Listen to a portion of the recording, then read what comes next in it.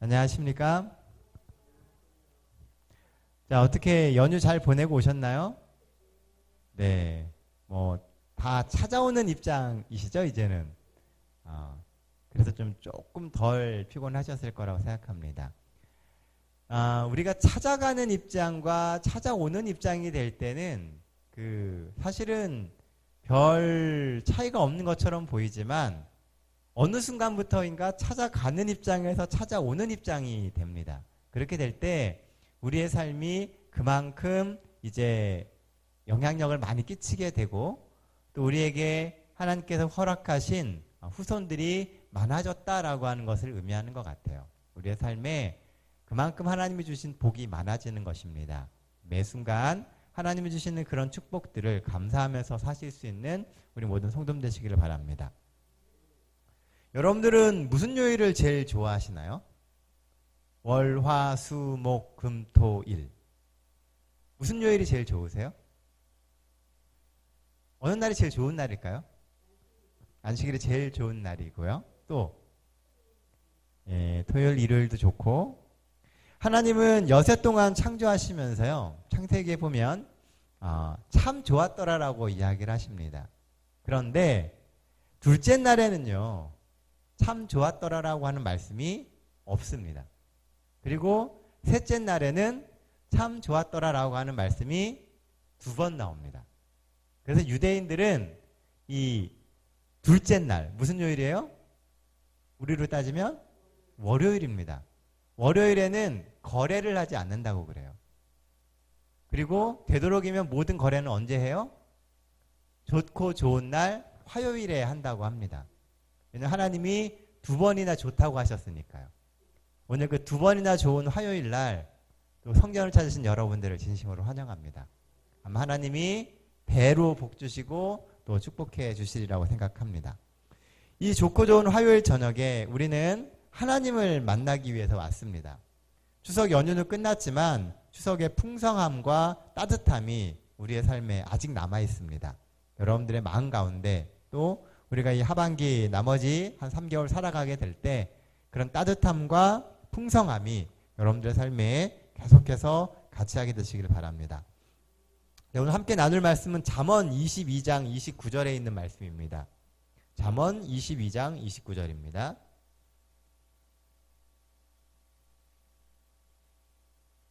잠언 22장 29절입니다.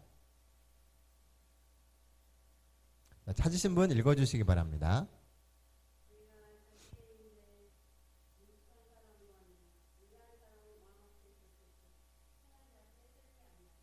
네, 여기 보면 내가 자기 일에 능숙한 사람을 보았느냐 이러한 사람은 왕 앞에 설 것이요 천한 자 앞에 서지 아니하리라 라고 이야기를 합니다.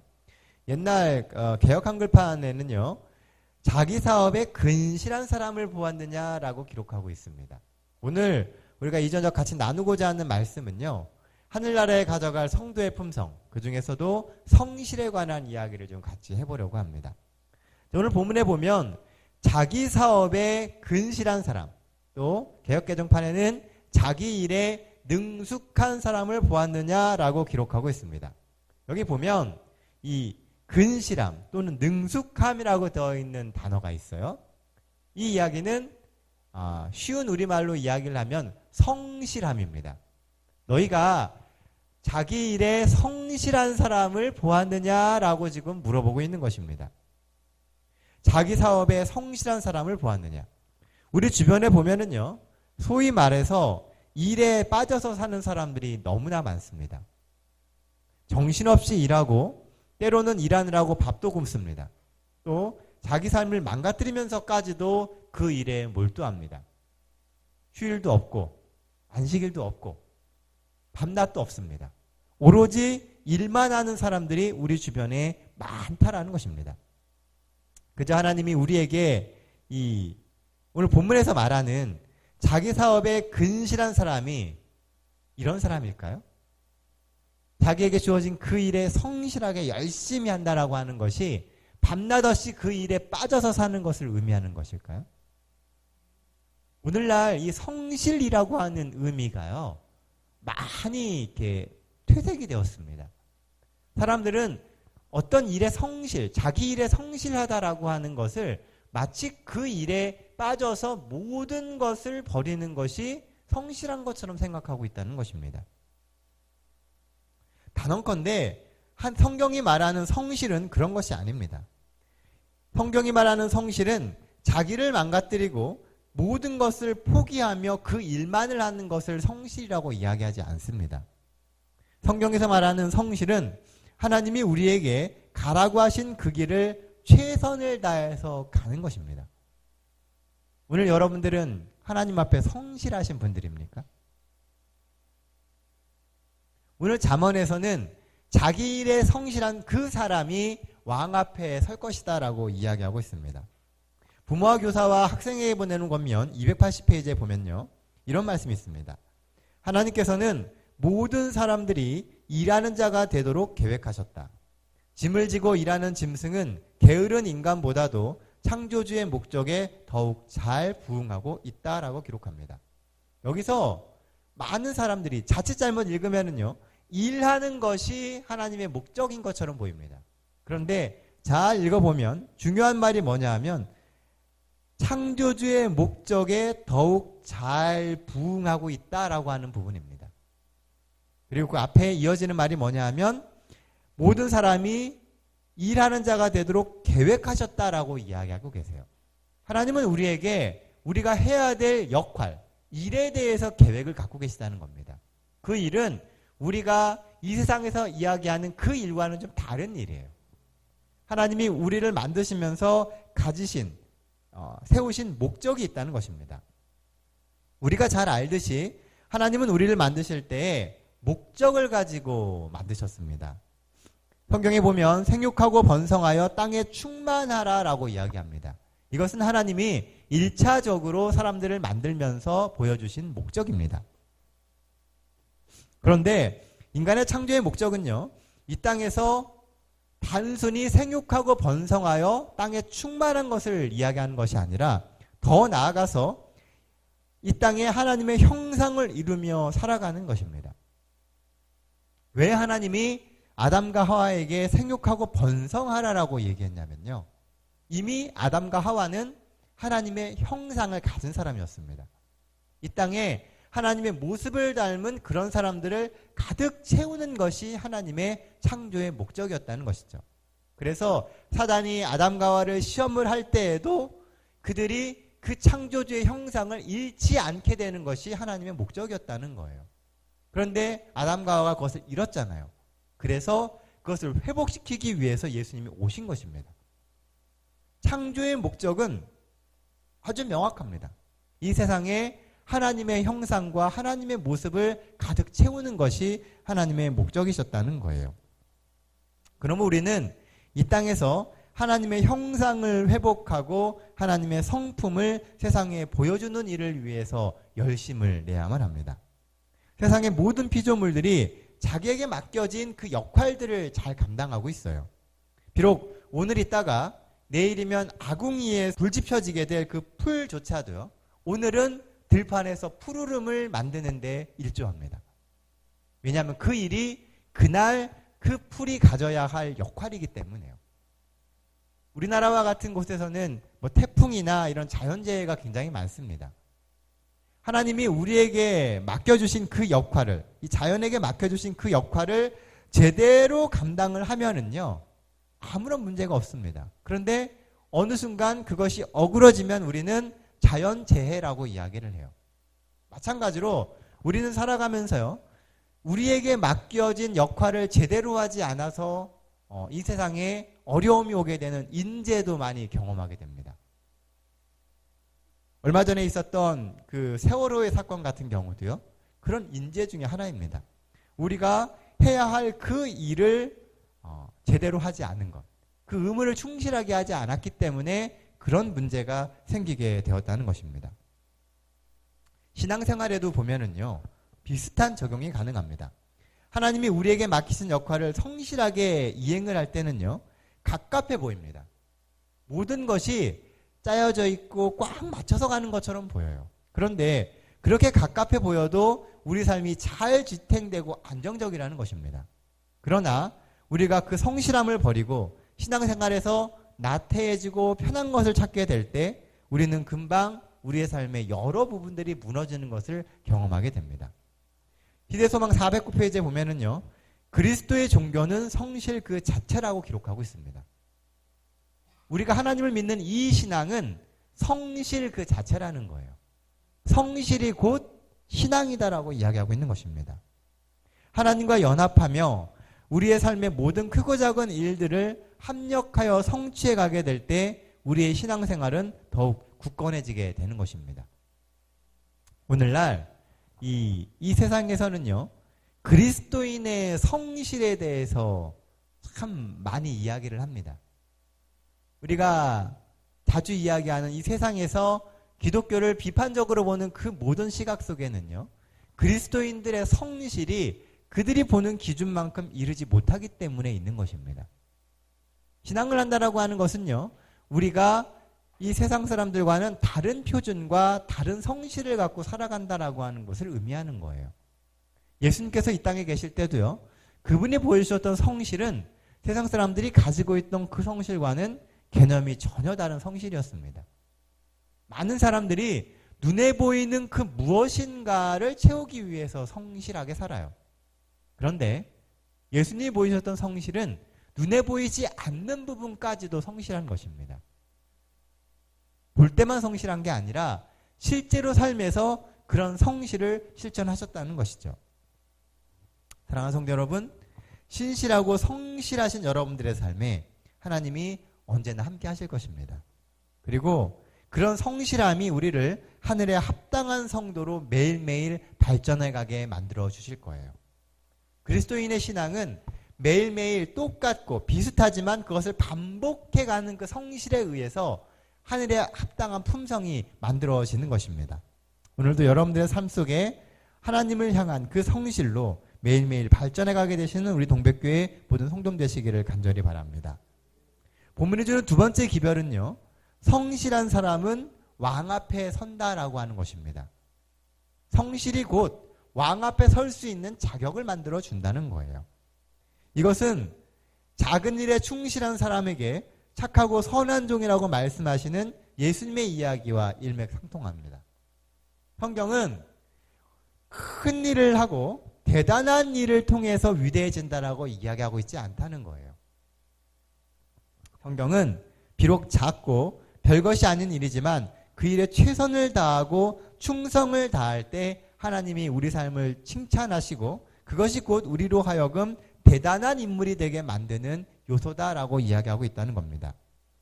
이 이야기는 하나님이 우리 삶의 작은 일까지도 항상 지켜보고 계신다라고 하는 이야기가 되는 것입니다. 이 세상에서는요, 뭔가 대단한 일을 이루어야지만 유명해집니다. 그리고 심지어는 교회 안에서의 생활 속에서도요, 어떤 일을 크게 이름으로 유명해져야지만 그 사람이 가치 있는 사람이 되는 것처럼 보여집니다. 그런데 성경의 사상은요, 그렇지 않다는 거예요. 성경은 작은 일, 나에게 주어져 있는 그 매사의 조그만 일들에 성실하게 살아가게 될 때 그 사람을 착하고 충성된 종이다라고 이야기하고 있다는 것입니다.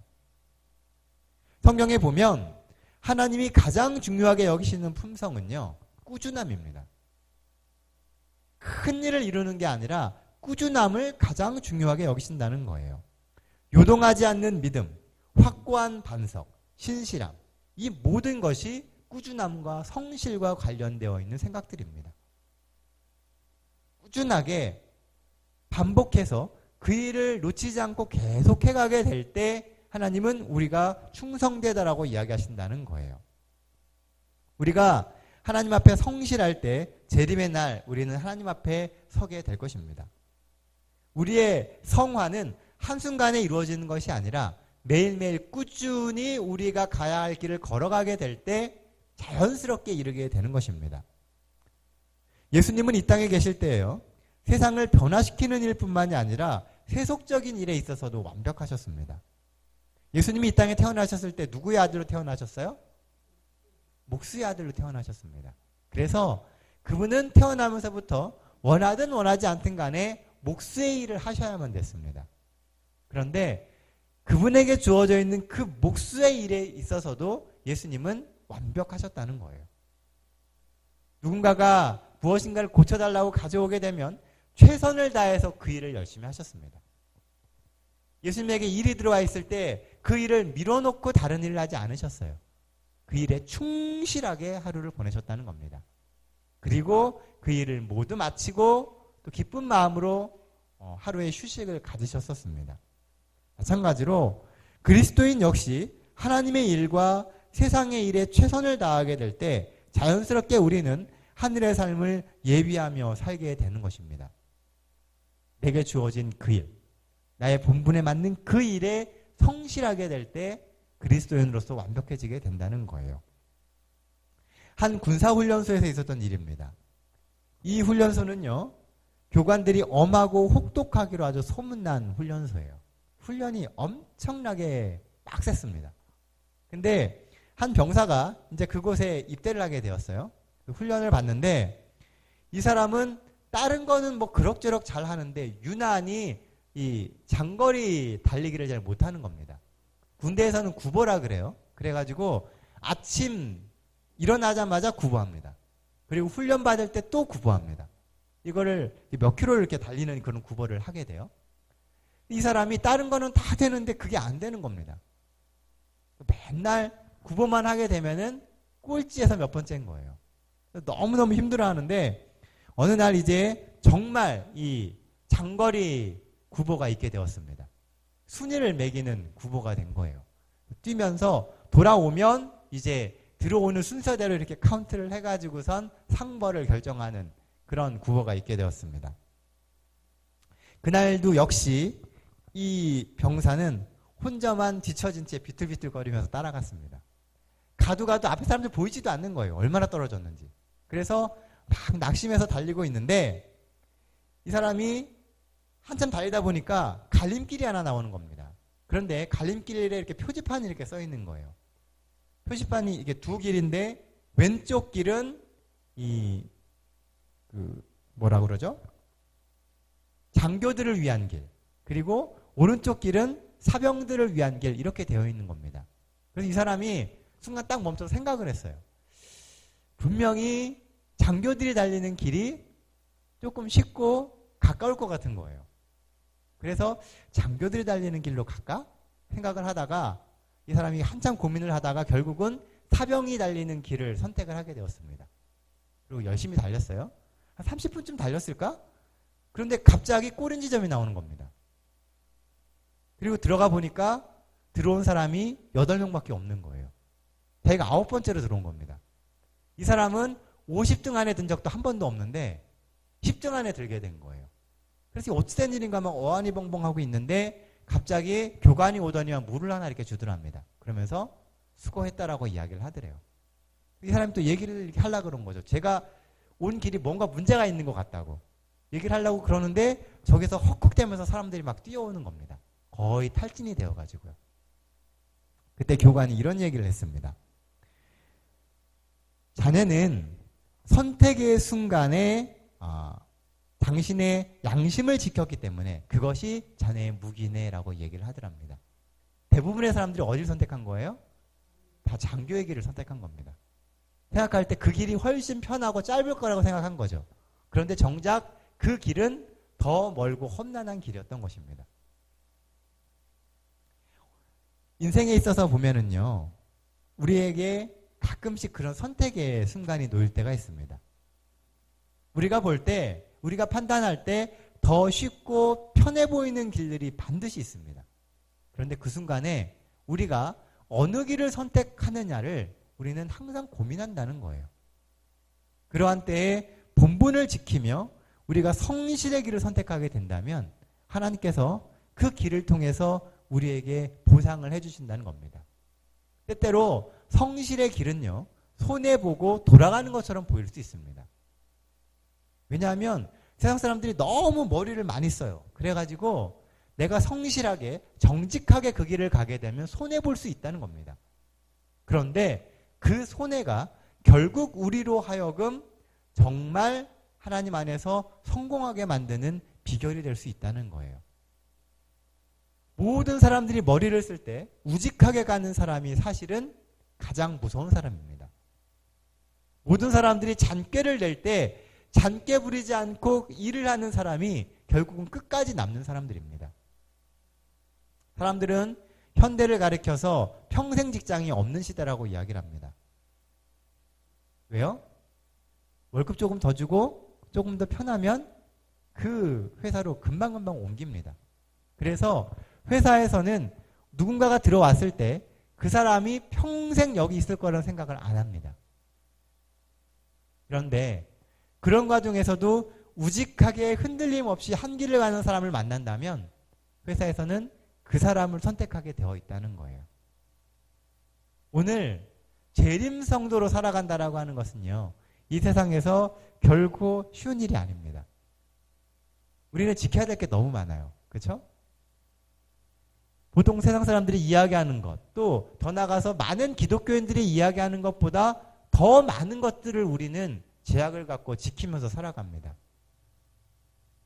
여러분들은 이번 명절에 어떤 어려움들이 있으셨습니까? 신앙을 지켜가기 위해서요. 음식물의 문제, 또는 더 나아가서 믿음의 문제, 뭐 이런 것들을 가지고 우리는 그냥 그 좋은 명절에도 고민을 합니다. 가족 중에 신앙하는 사람이, 신앙하지 않는 사람이 있으면 우리는 그 문제를 갖고 항상 고민하게 돼요. 그리고 혹 누군가가 여러분들을 찾아왔을 때 또 신앙과 관련되어 있는 정반대의 길을 제시하게 될 때 우리는 또 그 문제를 가지고선 어떻게 설명해 줘야 될지 고민될 때가 많습니다. 예전에 그런 경험이 있었어요. 아이들이 이제 학교에 처음 들어가게 될 때 제일 큰 문제가 됐던 게 뭐였냐 하면 콩햄 문제를 해결하는 겁니다. 콩햄. 진짜 햄 말고요. 콩햄. 이게 뭐냐 하면 아이들이 우리 교회 보면은 예전에 구프랑이라는 게 나왔잖아요. 요즘에도 이제 계속 나오고 있는데 구프랑이라는 게 나오게 되면서 많은 가정들이 구프랑을 먹였습니다. 이렇게 잘라갖고서 이렇게 구워서 먹였어요. 애들이 학교에 가게 되니까 학교에서는 뭐가 나와요? 진짜 햄이 나오는 겁니다. 근데 애들은 그 두 가지를 구분을 하지를 못해요. 그래서 처음에 그것을 먹게 되는 것입니다. 그럴 때 이 아이들에게 그 둘의 차이점을 설명하는 것. 이것부터 시작해서 수많은 차이를 설명해야 됩니다. 요즘에는 뭐 안식일에 아이들이 학교를 가지 않으니까 문제가 없지만 안식일에 학교를 수업을 하던 때에는 이 아이가 왜 안식일에 학교를 가면 되지 않는지 우리는 설명을 해왔습니다. 직장을 얻을 때에도 내가 왜 토요일에는 일을 할 수 없는지 군대 가서도 이야기를 하고 학교 다니면서도 그런 이야기를 계속합니다. 과연 우리는 그런 문제들 앞에서 성실하게 대답할 수 있느냐는 거예요. 제가 이번 안식일에도 비슷한 이야기를 하나 할 건데요. 우리가 하나님이 주시는 상황들 가운데서 과연 성실할 수 있느냐는 겁니다. 그리고 그 길을 선택할 만큼 믿음과 용기가 있는지를 생각해 보아야 한다는 것입니다. 어쩌면 하늘에 갈 때 제일 중요한 것은 성실일지 모릅니다. 우리가 이 성실이라고 하는 말은 다 연결되는 거예요. 충성도 성실이고요. 믿음도 성실입니다. 그렇죠? 성실한 사람만이 믿음을 지킬 수 있고 성실한 사람만이 하나님께 끝까지 충성할 수 있습니다. 성실이라는 것이 바탕이 되지 않으면 그리스도인의 신앙은 무너지게 되어 있다는 거예요. 우리가 성실한 그리스도인이 될 때 하나님이 우리를 하늘로 인도하게 되실 것입니다. 그리스도인은 하나님과 함께 하늘에 가야 할 하나님의 사람임을 꼭 기억하며 살게 되시기를 바랍니다. 오늘 본문에 보면은요. 내가 자기 일에 능숙한 사람을 보았느냐? 이러한 사람은 왕 앞에 설 것이요 천한 자 앞에 서지 아니하리라라고 이야기를 합니다. 여기 보면 왕과 천한 자가 대조가 되고 있어요. 우리가 왕 그러면 딱 떠오르는 게 하나님을 생각하죠. 우리가 성실하면 하나님 앞에 설 것이다 라고 이야기를 합니다. 그런데 그 뒤에 나오는 천한 자가 그러면 무엇이냐는 거예요. 왕을 하나님의 우리가 비유를 한다면 천한 자는 누구입니까? 하나님과 정반대 위치에 있는 사단이나 사단의 편에 서 있는 사람들을 이야기할 수 있습니다. 그 이야기는 우리가 성실하지 못할 때에는 누구를 만난다는 얘기예요? 천한 자를 만난다는 겁니다. 사단의 앞에 직면하게 된다는 거예요. 오늘 우리가 하나님 앞에서 성실하지 못하면 우리는 자연스럽게 사단 앞에 설 수밖에 없습니다. 하나님의 손을 붙잡지 못하면 사단의 손을 붙잡을 수밖에 없는 것이죠. 오늘 잠언을 쓴 솔로몬은요, 그의 인생에 있어서 바로 그 경험을 했습니다. 우리가 기억하는 솔로몬, 어떤 사람이에요? 지혜의 왕, 성실한 왕입니다. 그런데 그 지혜의 근본이 되고 하나님께 성실했던 그 솔로몬이 인생의 후반부에 어떻게 돼요? 하나님을 완전히 등지고 하나님께로부터 멀어져 있는, 정말 그의 삶을 보면 완전히 사단과 손잡고 있는 그런 인생을 살아가는 솔로몬을 보게 됩니다. 그리고 인생의 말년에 솔로몬이 그 두 경험을 통해서 무엇이 정말 올바른 것인지에 대해서 깨달았다는 거예요. 솔로몬이 그의 인생에 있어서 성실하지 않았을까요? 성실했습니다. 성실했기 때문에 솔로몬은 왕국도 넓힐 수 있었고요. 강력한 나라를 만들 수 있었습니다. 실제로 이스라엘 역사에 있어서 가장 큰 영토를 차지했을 때는 솔로몬 왕 때입니다. 왜냐하면 솔로몬이 열심히 살았기 때문에요. 어떤 면에서 아버지인 다윗보다 더 성실하게 열심히 살았던 사람이 솔로몬이었습니다. 그러나 그의 인생을 돌아보게 되었을 때 하나님 앞에 성실하지 않으니까요, 그 모든 성실이 다 의미가 없어지더라는 것입니다. 솔로몬의 아들 때에 가니까 어떻게 돼요? 나라가 두 쪽이 납니다.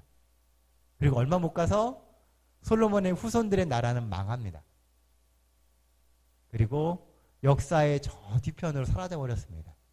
불과 몇 대 전에 하나님이 세우신 다윗의 왕조가 한순간에 사라져 버리더라는 겁니다.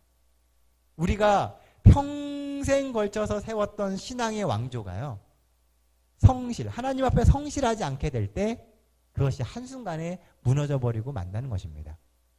사랑하는 성도 여러분, 2015년이 이제 4분의 3이 지났습니다.